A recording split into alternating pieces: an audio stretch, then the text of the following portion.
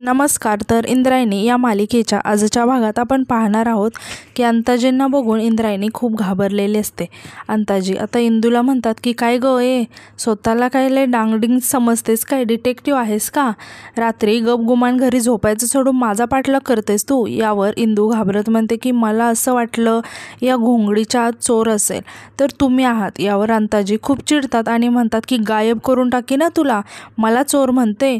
इंदू घाबरत म्हणते की नाही, तुम्हाला नाही म्हणत, पण तुम्ही असं घोंगडी घेऊन निघालात. यावर अंताजी इंदूला शांत बसायला सांगतात आणि म्हणतात की काही बोलायचं नाहीये, तू मला पाहिलंस? इंदू म्हणते की हो.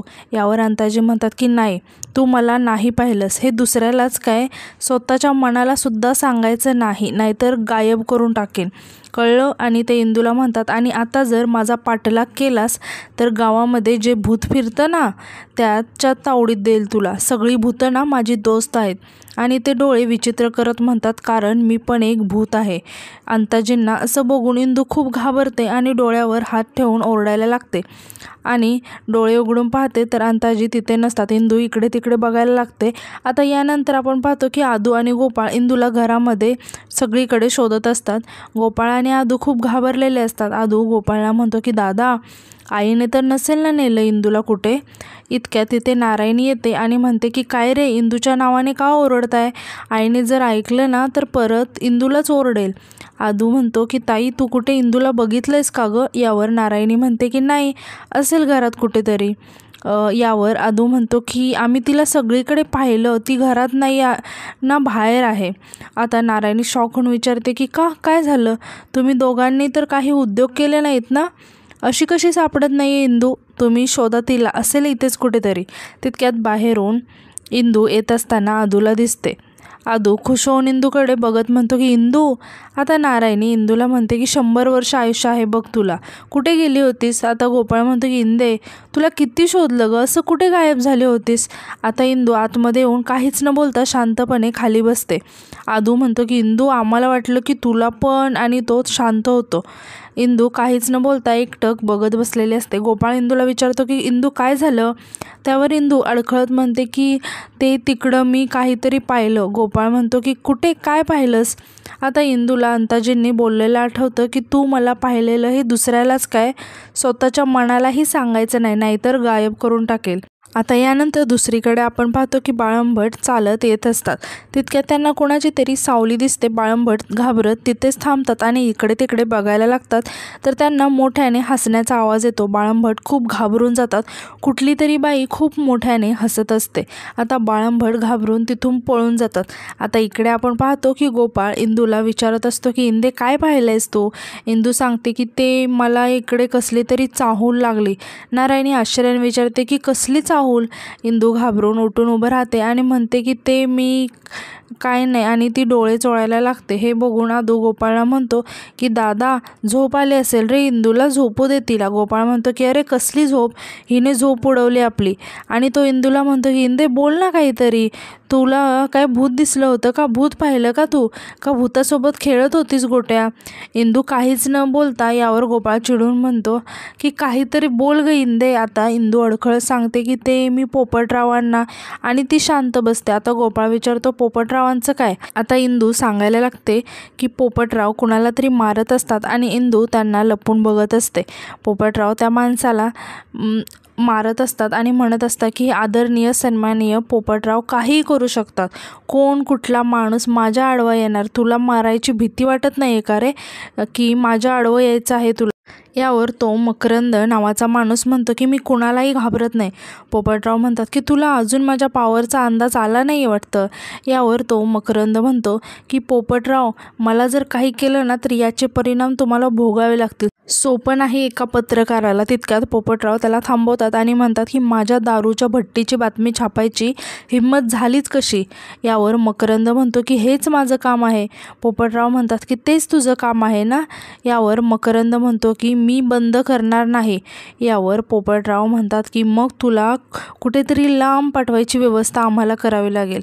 हे सगळं इंदू झाडामागे लपून बघत असते. ती खूप घाबरलेली असते आणि आता पोपटराव मकरंदचा गळा पकडतात आणि रागात म्हणतात की घेऊन जा याला. आता इंदू इकडे सांगते की माननीय पोपटराव, त्या माणसाला खूप ओरडत होते. त्या माणसाला बघून मला खूप भीती वाटली. नारायणी इंदूला विचारते की इंदू, त्या पोपटराव समोर तू गेली नव्हतीस ना? म्हणजे त्यांनी तुला बघितलं तर नाही ना? अगं अशी कुठे पण जाऊ नकोस. तुझ्या काळजीपोटी आम्ही किती घाबरलो होतो. गोपाळ म्हणतो की खुळा आहे एक नंबरचं आणि म्हणतो की इंदे, पोपटराव एका माणसाला ओरडत होता, एवढं काय आहे त्याच्यामध्ये घाबरण्यासारखे? तू पोपटरावाला बघितलं आहेस ना, भूताला नाही ना? काय इंदे, आणि तुझी स्टोरी काय एवढी हॉरर नव्हती, टाइमपास होता सगळा. इंदू गोपाळजवळ जात म्हणते की गोपाळ ते सोड, पण मला सांग पप्या काही बोलला का रे नंतर? म्हणजे माझ्याबद्दल काही विचारलं का? गोपाळ शांतपणे म्हणतो की इंदे, पप्या काहीच नाही बोलला, बधीर झाला आहे नुसता. त्याला खूप बोलतं करण्याचा प्रयत्न केला तर काहीच नाही बोलला. आदू म्हणतो की इंदू अगं पप्या बोलायला पाहिजे. नारायणी आदूच्या पाठीत एक धपाटा देत म्हणते की आता कळतंय का तुम्हाला? आदू म्हणतो की पण मी काय केलं? नारायणी गोपाळचे कान पकडत म्हणते की मस्करी करताना हा विचार नाही केला का? आणि विचारते आता काय करायचं ठरवलं आहे तुम्ही? त्याच्या मनातील भीती गेल्याशिवाय परत तो पहिल्यासारखा बोलणार नाही. इंदू म्हणते की आपण ना काहीतरी आयडिया केली पाहिजे ज्यामुळे पप्या परत बोलायला लागेल, त्याला आवडेल असं काहीतरी. आणि तिला आठवतं की आणि ती नारायणीला म्हणते की ताई तू बुंदीचे लाडू करून देतेस? नारायणीसुद्धा खुश होऊन म्हणते की हो. आता गोपाळ म्हणतो की त्याला जिलबी किती आवडते, पण त्या दिवशी त्याने जिलबीला हातसुद्धा लावला नव्हता आणि तू म्हणते बुंदीचे लाडू द्यायचे आणि तू त्याला लाडू द्यायला जाशील तर त्याची आई तुला काही धम्मक लाडू देऊन घरी पाठवेल, गप्प बसतो. आता मग परत सगळेजण काय करायचं म्हणून विचार करायला लागतात. यानंतर आपण पाहतो की दुसऱ्या दिवशी सकाळी इंदू शाळेत जायला घरातून निघते. ती बाहेर येते तितक्यात तिच्यासमोर अंताजी येतात. इंदू त्यांना बघून खूप घाबरते. अंताजी इंदूला म्हणतात की काय सिक्रेट एजंट इंद्रायणी, मग आज कोणाच्या मागावर? हे बघ, सिक्रेट ठेवशील तर मला काहीच प्रॉब्लेम नाही आणि मला काही प्रॉब्लेम नाही तर तुला काही प्रॉब्लेम नाही, कळलं का? आणि म्हणतात की काल तू मला बघितलं, हे कोणाजवळ बोललीस का? इंदू मान डोलावून नाही म्हणते. आता अंताजी म्हणतात व्हेरी गुड, आता गप्प राहशील तर फायद्यात राहशील, लक्षात ठेवायचा. गावातील सगळी वशमध्ये आहेत या अंताजीच्या. सिक्रेट फोडलं तर ते भूत मागे लागेल तुझ्या, पप्प्यापेक्षा बेकार हाल करेल असं म्हणून ते मोठ्याने हसायला लागतात आणि टाळी दे म्हणून हात पुढे करतात. इंदू घाबरत टाळी देते. अंताजी इंदूसोबत बोलत असतात तेव्हा घरातून अचानक मोठ्या बाईंचं लक्ष त्या दोघांकडे जातं आणि त्या आश्चर्याने त्या दोघांकडे तिथूनच बघायला लागतात. अंताजी इंदूला म्हणतात की लहान आहेस, लहानच राहा, मोठं व्हायचा प्रयत्न करू नकोस, कुठे बोलशील कुठे वचकशील. आज चॉकलेट नव्हतं म्हणून दम दिला आहे. आणि परत ते तिला जायला सांगतात. इंदू घाबरून पळतच तिथून निघून जाते. अंताजी घरामध्ये येतात. मोठ्या बाई तिथेच उभं राहून त्यांच्याकडे रागाने बघत असतात. अंताजी विचारतात की काय आरती करणार आहात का? असे बघत काय उभा राहिलात? आता मोठ्या बाई रागाने म्हणतात की हो, दिवे लावून आला आहात ना तुम्ही. नारायणीला सांगते की आरतीचं ताट घेऊन ये म्हणून. अंताजी मोठ्या बाईंकडे दुर्लक्ष करत म्हणतात की पण त्याआधी चहा टाक. आता मोठ्या बाई रागाने विचारतात की त्या डुचकीसोबत काय बोलत होता? अंताजी विचारतात की कोण? मोठ्या बाई म्हणतात की ती कार्टी. अंताजी हसत म्हणतात की कोण? आपली इंदू होय, गोड आहे. आता मोठ्या बाई रागाने म्हणतात की आपली नाही ती, आणि गोड तर नाहीच नाही, कारलं फक्त फ्रॉकमध्ये फिरतंय.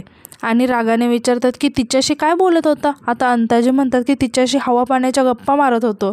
मोठ्या बाई रागाने म्हणतात की ती काय हवामान खात्यात आहे का? बायकोशी खोटं बोलू नये.